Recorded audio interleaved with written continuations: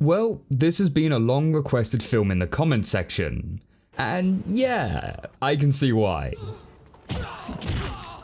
This channel focuses a lot on more dark and mature themed animations, and boy is this one of them.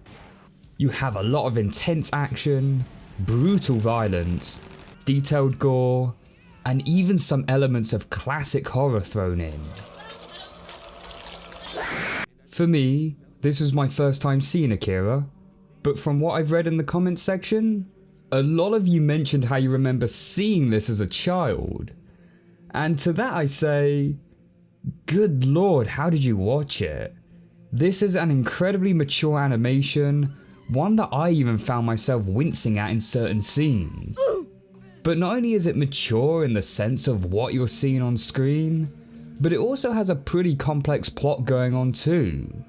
This is one of those films that after watching the first time, I didn't quite know what had just happened, and so needed to watch it a second time to pick up on some of the other side plots going on.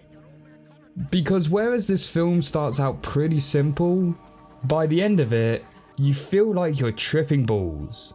So with that said, let's take a look at Akira.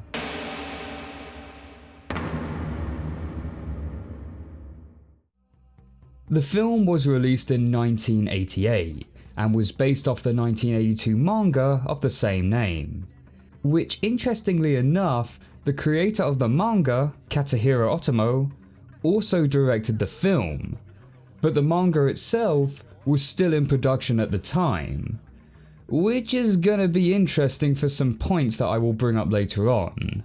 But first, let's get a look at the plot. The film is set in a dystopian Japan, taking place in the far distant future of 2019.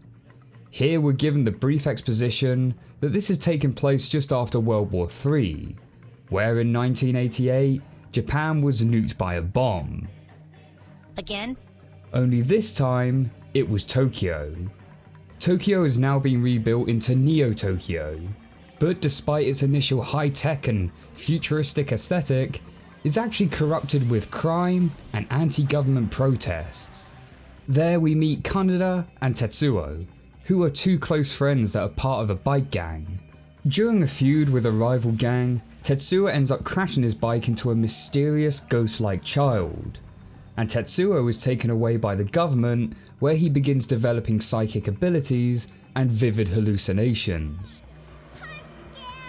Kaneda meanwhile teams up with a girl named Kei, who is an activist belonging to the resistance movement trying to stop the government project. A government project where they're testing psychic abilities on children. They try to break into the government facility to rescue Tetsuo, and despite finding Tetsuo, they realise the intense power has gone to his head as he begins to go on a rampage, trying to find the mystical figure named Akira. Akira being an also incredibly powerful child with psychic powers, and so it's up to our heroes to stop Tetsuo before he ends up destroying the world and possibly himself. Oh, this is funny. As you can tell from the clips being shown, this is an absolutely beautiful film. The animation is fantastic. It has that rare combination where it's able to have highly detailed characters, but also consistently high quality animation. In most other animations, you have to make a trade-off. Either have highly detailed characters, but with limited movement, or have much simpler design characters with more fluid movement. This film manages to achieve both. Like, just look at the level of detail and individual movement going on here. And when you have this highly detailed animation combined with the realistic motion, it really makes the violence, gore, and horror elements feel all the more real. Christ, I even love the still background shots of the city as they pan across the camera, offering a beautiful yet also claustrophobic feel. Couple this with the chilling music, which is a combination of traditional Japanese instruments, choir chanting, and some modern synthwave, symbolising the three themes of this film: tradition, religion, and technology. I particularly like the score used for whenever Tetsuo begins to power up, The use of the church organ and choir chanting really gives him a religious, messiah sort of vibe. But there are also these eerie periodic moments of pure silence, allowing you to just sit and take everything in. What I also like about this film is there's no real hero or villain character. Tetsuo, who is the film's main antagonist, isn't straight up evil, and we see from his backstory that coming from no family to not being able to fit in at the orphanage would have led him to feel some deep isolation, along with his dreams to get away from the city and start out fresh in the country with his girlfriend. This kind of makes him a tragic character. Then we have our film's main protagonist, Kaneda, who isn't exactly a straight up hero himself. He comes across as a bit of a jerk to Tetsuo at times, telling him he's annoying and how pathetic it is that he always needs saving from the other gang members. Which you can kind of see why Tetsuo would end up resenting Kaneda. I mean, it doesn't justify Tetsuo's actions, but you can still empathize with him. Kaneda! That's Mr. Kaneda to you, punk! Actually, just thinking about this, Tetsuo with his resentment by constantly being saved and one-upped by someone he feels is beneath him, coupled with that large forehead? Yeah, Tetsuo is basically Vegeta from Dragon Ball Z. Now, although there doesn't seem to be a direct hero versus villain, there does seem to be some narrative themes put in. You definitely have that feel of science versus religion and government versus people, and I think that has a lot to do with the time that this film was made.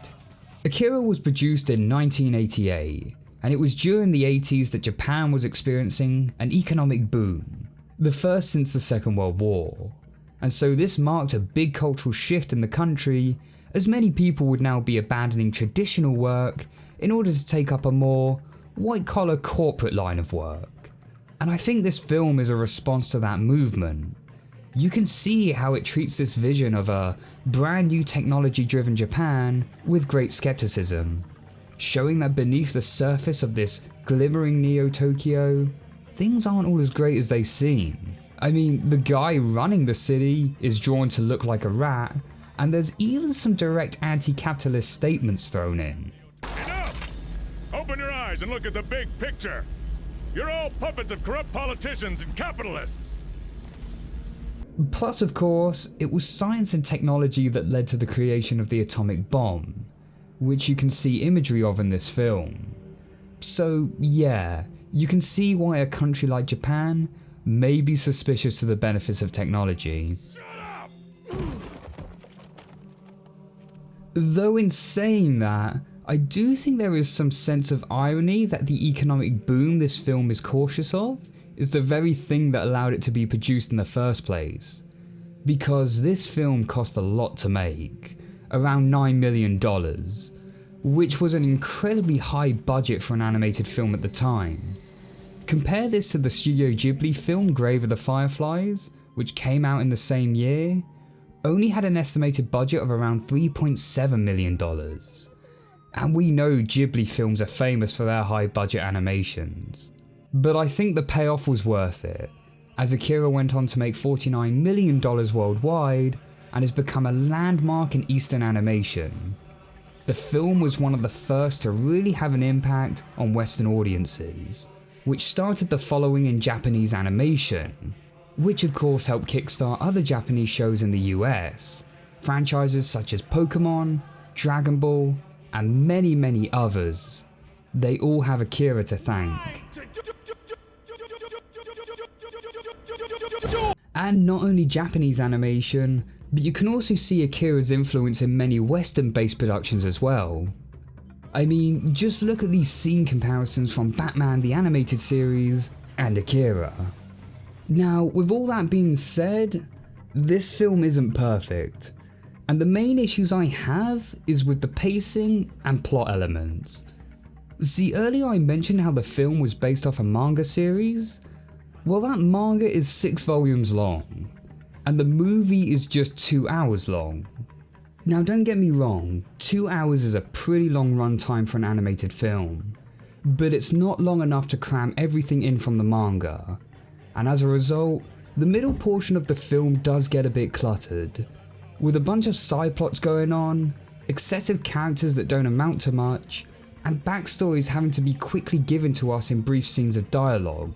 It also didn't help that the manga hadn't yet been concluded, so the director, who was also the creator of the manga, was suddenly having to think up the conclusion to the story and have it put into this film, which is why I think the middle part gets so clustered. Like, the government plot to control the children, the origin of the children, the origin of Akira, the origin of the psychic energy, Tetsuone's girlfriend, Kanadone's romance with Kei. You'll help anyone so long as it's a girl, is that right? Look, you're a simp. The people versus the government, science versus religion. It all gets a bit too much to cram into the film. Maybe if they had dropped some of these side elements and streamlined it, it could have had a bit more of a smoother flow. Now during my second viewing, this was easier to follow, but for my first viewing of no prior knowledge, it did become a bit much to absorb.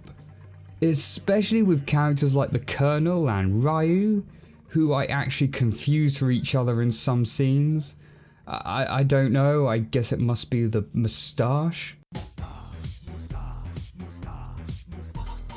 But if you can make it through the second act, you will be rewarded in the third. It's epic, emotional, and will definitely leave you with something to think about after.